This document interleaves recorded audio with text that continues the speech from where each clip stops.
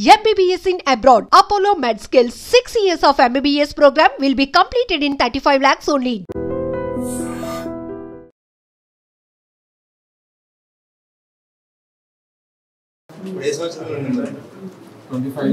Your contract ఎన్నడు దీనికి పునాది వేసింది ఎప్పుడు ఏడేసిరు ఏడా అని అడుగుతున్నారు పంప్ హౌజులు పైసలు వచ్చేటి మోటార్లు కాదు మాకు కావాల్సి రైతులకు ఏం చేసిరు మీరు 22 నుంచి ఎన్నిసార్లు మీటింగ్ పెట్టిరు ఎవరైనా పిలిచిరా ఎమ్మెల్యేని పిలిచిరా ఎంపీని పిలిచిరా ఎప్పుడైనా మీటింగ్ పెట్టిరా మీరు కంపెనీలో 22 నుంచి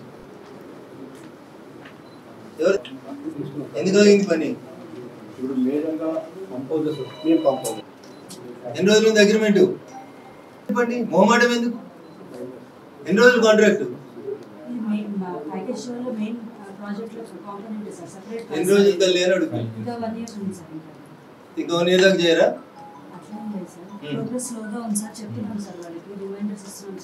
అంటే 25, 26, 29 చేస్తే 100 కోట్లు దొరుకుతుంటాయి జనానికి మాత్రం 5 ఎకరాల వరకు నీళ్లు ఉంటాయి పేమెంట్ తోటి మనకేం సంబంధం అన్న గర్వవాడు అనుభవిస్తాడు కొబ్బరికాయలు ఇరుకోళ్ళ కొడతారు పథకం ఏమో దుబ్బాకది నష్టపోయేది భూములు కోల్పోయేది మేము నీళ్లు రావాల్సింది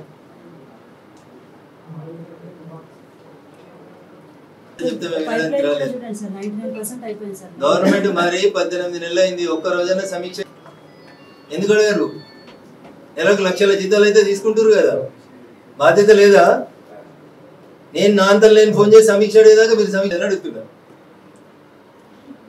అప్పుడు 18 నుంచి నెలలు గట్టిగా సీరియస్ గా చేస్తే మెగా వాళ్ళు సీరియస్ 10 రోజులలో అయిపోతుంది డిమాండ్ ఇస్తే చేయరం వాళ్ళు నీ స్థాయి నా స్థాయి కాదు చాలా పెద్దలు అని ఫీల్ అవుతున్నారు వాళ్ళు 18 నెలల నుంచి గవర్నమెంట్ మారినాక మమ్మల్ని పిలిచారట మీటింగ్ పెట్టడంలో నీకున్న కడుపు నొప్పి ఏందని అడుగుతున్నా మీరు వాళ్ళు రోజు కనబడాలి మా ఊర్లలో కరెక్ట్ 9 గంటలకు రావాలి మీరు రాత్రి 9 దాకా పని చేయాలి ఆఫీసర్లు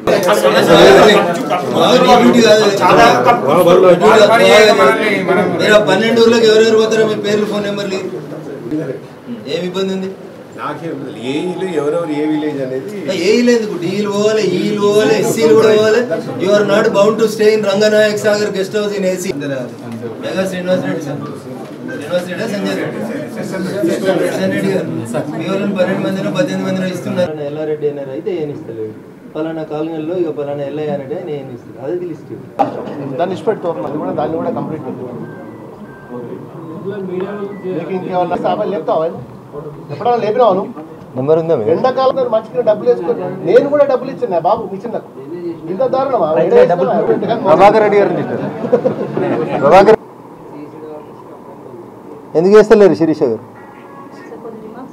రాకుండా మీరు ఆడ కూర్చొని వాళ్ళని అధికారులను తప్పుపడితే ఎట్లా శ్రీనివాస్ గారు నేను రఘునందన్ రావు ఎంపీ మెదక్ మాట్లాడుతున్నాను మేము ఇక్కడ ఈ మల్లన్న సాగర్ ప్యాకేజ్ 12కి సంబంధించి సిద్దిపేటలో ఎస్సీ గారి ఆఫీస్లో మీటింగ్లో ఉన్నాము మీరు ఈ ప్యాకేజ్ 12కి సంబంధించి మీరు 2022 ఇయర్ లోపల మీరు అగ్రిమెంట్ ఎంటర్ అయినారు వాళ్ళు ఉన్నారు డిపార్ట్మెంట్ వాళ్ళు ఉన్నారు డిపార్ట్మెంట్ వాళ్ళే మీ నుంచి అవి వస్తలేవు డ్రాయింగ్స్ అంటే నేను రిక్వెస్ట్ చేశాను ఒకసారి కలుపుమన్నా మీకు ఫోన్ మీరంటారు department as a chief engineer నీకు 1 వీక్ బ్యాక్ నీవు డ్రాయింగ్ పెండింగ్ ఉంటే సిడిఓకి వెళ్ళి రఘునాథ్ శర్మతో మాట్లాడి ఎంఎస్ఎంతో మాట్లాడి ఆ పైప్ లైన్కు రివైజ్ స్టబ్ చేయమని చెప్పారు కదా నీకు చెప్పానా లేదా నేను చేయించామని కూడా నేనేం చెప్పాలంటే నేను తప్పనా సార్ ఎదురుగా మాట్లాడడానికి అన్ని మాటలు తిడుతుర్రు అయితే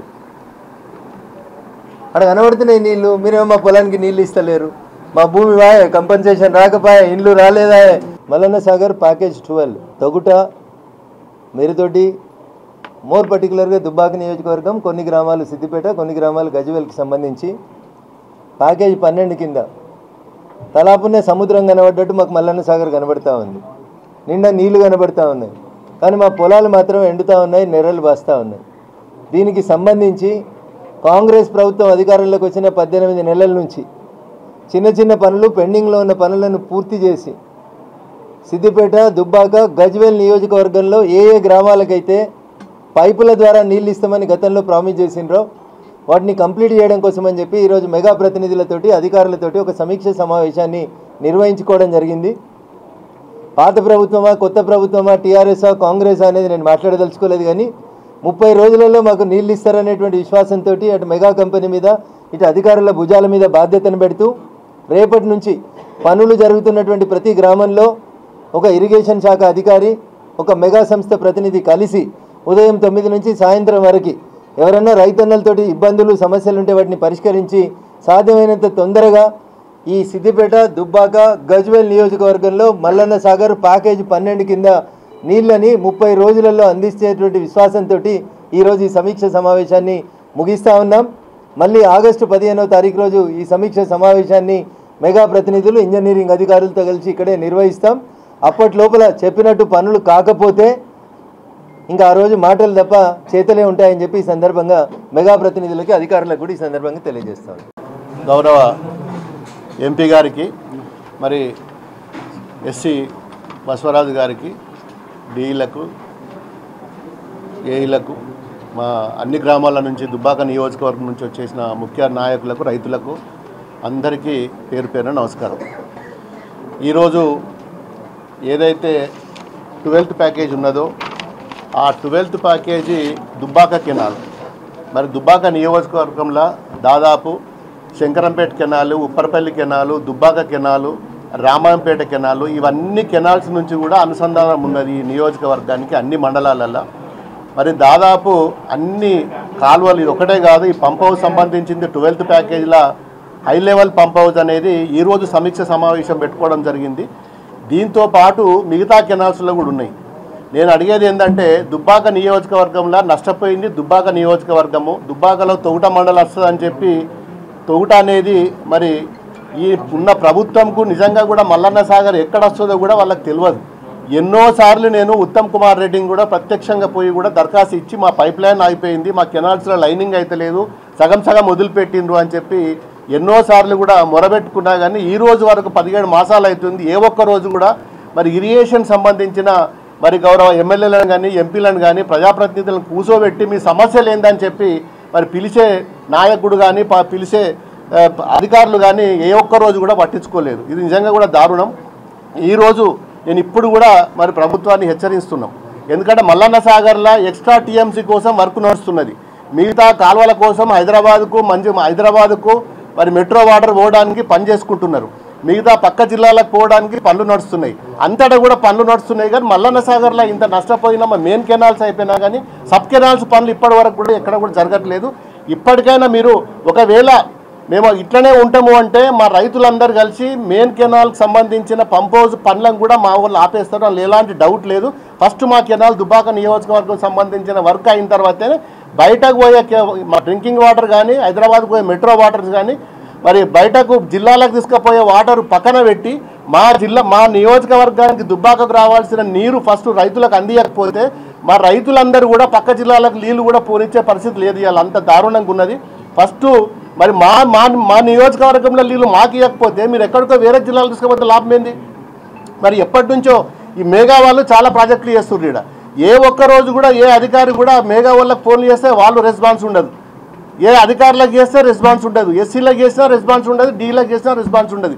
పక్క జిల్లాల పక్క రాష్ట్రాలలో పోయే నీళ్ళకేమో మరి బాగానే పనిచేస్తుంటూ బాగానే నిధులు కేటాయిస్తున్నారు. కానీ మరి దుబ్బాగా అంటే ఎందుకో నిర్లక్ష్యమో.